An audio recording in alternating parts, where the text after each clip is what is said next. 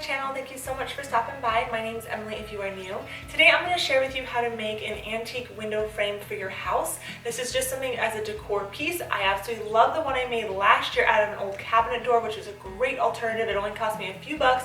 Super simple, and really there was only one cut needed in the entire process. So if you haven't seen that video, I will leave it linked down below if you want to see that process. But today I'm actually going to be making the whole entire frame myself. It is super easy. It took me about 20 minutes to create and everything, and it really cost me about $7 to make. The longest part of it is if you want to antique it and make it look aged and chippy, which I will also be showing you in this video as well. That process is taking a few hours because I have to wait in between the paint coats and things like that. But whatever the case, I hope that this will help you out if you wanted to make one yourself, and it'll save you a ton of money in the end compared to how much they are in the stores. And you can customize the size, so if your wall is, absolutely ginormous, you can make it to fit that wall, or you can make it a little bit smaller and whatnot. So hopefully you enjoy this type of video. If you do, be sure to like it, and if you haven't done so already, I hope you hit that subscribe button, become part of my family, and also hit the notification button. That way you don't get notified anytime I upload a new video.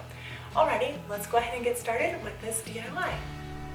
Alright, all the wood you will need are 1x3s, and I have mine cut at 48 inches. I have a 1x2 cut at 43 inches, two 1x3s cut at 22.5 inches, and then the window divides are 1x2s cut at 10.5. Next you will need a measuring tape, a drill, your Kreg jig, and some clamps, or you can just pre-drill it however you need to. Here I am just setting it up and showing you the outline that I will be doing.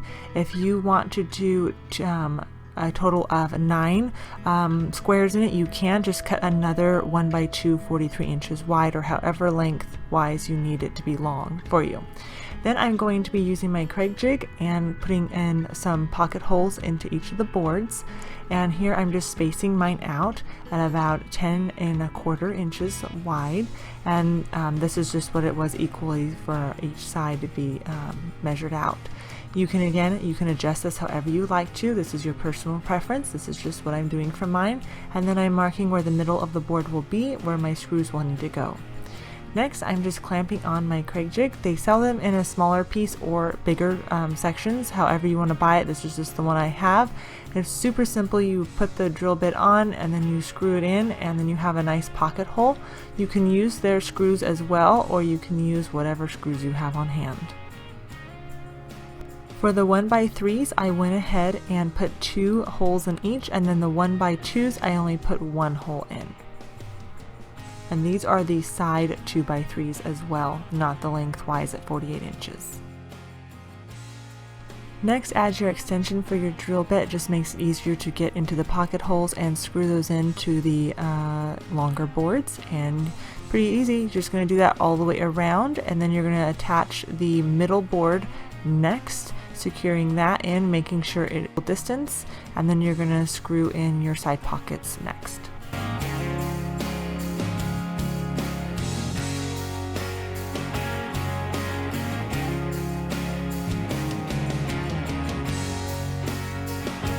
This is your choice if you want to leave it natural, paint it, or stain it. For the next area, I am going to be using this darker background color that will be peeking through the chippy wood. I'm going to be using this Crackling by Valspar. I've had it forever.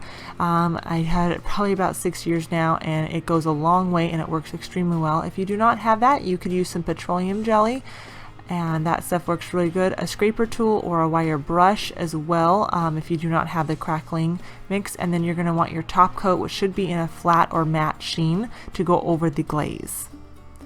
So I started here by just applying my dark color. Now again, you could just apply your Valspar glaze to this if you didn't want it to be a dark background, but I wanted it to look nice and dark. It does not have to be perfect whatsoever, because again, we are going for a chippy old look. We want it to look weathered, and so I just lightly applied it in different spots and did it heavy coated in other spots.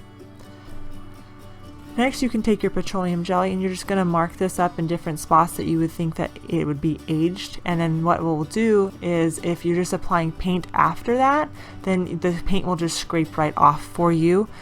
Here I am going to be applying my Valspar glaze to it, and I'm just going right over the petroleum jelly, and when you see in the end it actually scrape off quite easily in those spots, but the glaze works wonderful. I like a heavy coat. If you do a light coat, the crackling is a lot smaller, and if you do a heavy coat, the crackling is larger, and I wanted the larger look.